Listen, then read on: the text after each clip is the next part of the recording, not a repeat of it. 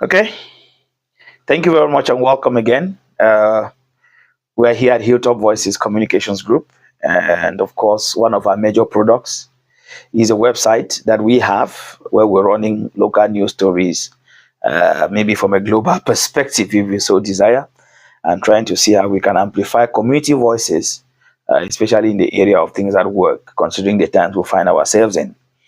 But then we are not shying away from national politics, considering that it is at a very crucial time. And we know the impact political decisions or political leaders have on our local development and on our well being. So there's no way we can be indifferent to this.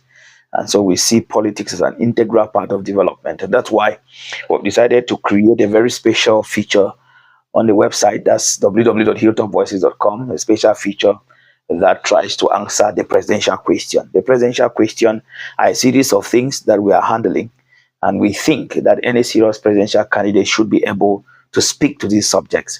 And so, if you've been following us keenly, you will notice that one of the very first we decided to have a conversation over was the issue of peace and reconciliation. Before any conversation about development takes place, I really feel so. I've seen politicians who think otherwise.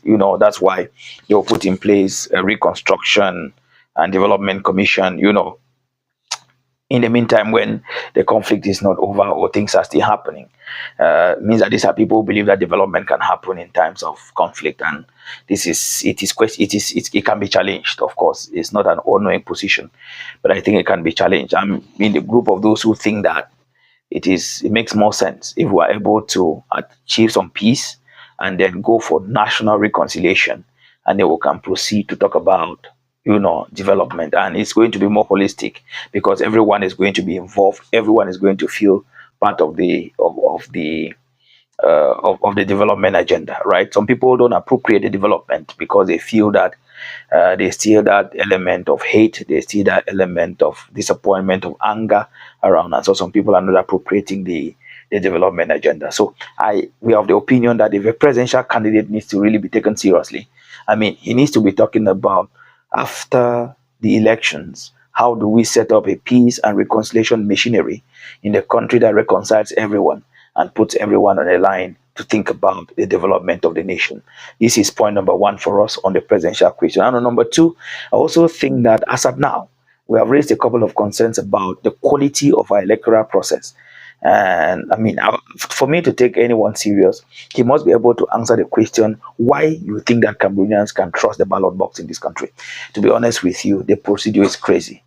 People involved in the process, the commissions involved, who is in charge of what and who is doing all of that. It doesn't come across to you like a process that can be trusted. I mean, that's my take. It's subject to for review. And so I think that a serious presidential candidate should be able to tell us what you are going to do with this process, especially with an institution like the National Counting Commission.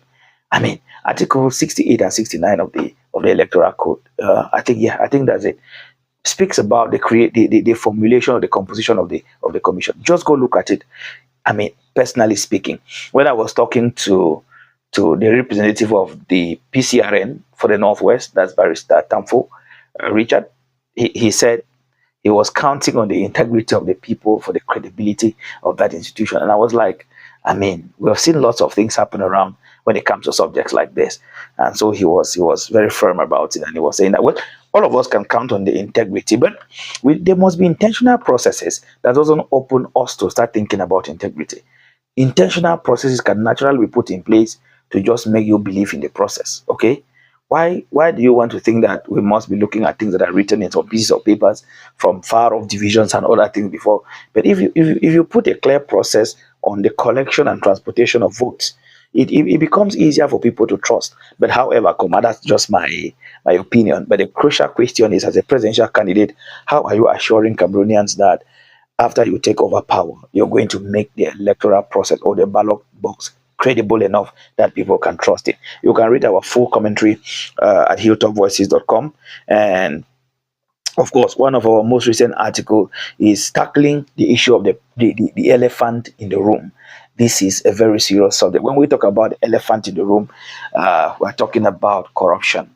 Okay, if you read that article, you see statistics from various institutions, including national institutions, including the National Anti-Corruption Commission. I don't know what your thoughts are. Please leave a comment for us. Let's continue to reflect on this. But if you're waiting for our next publication, it's going to be in the next few days. I'll be letting you know what we are concerned about in the coming days, so that you can also continue to share the reflection with the rest of the nation and to measure the size and the quality of your presidential candidates. Are they really speaking to the issues that matter?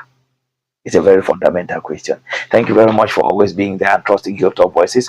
Let's continue to do this again. We'll write back as soon as we publish maybe 2 or 3 more to be able to share with you and encourage you to read them. Enjoy the rest of your day and your time in whatever thing you're doing. Goodbye.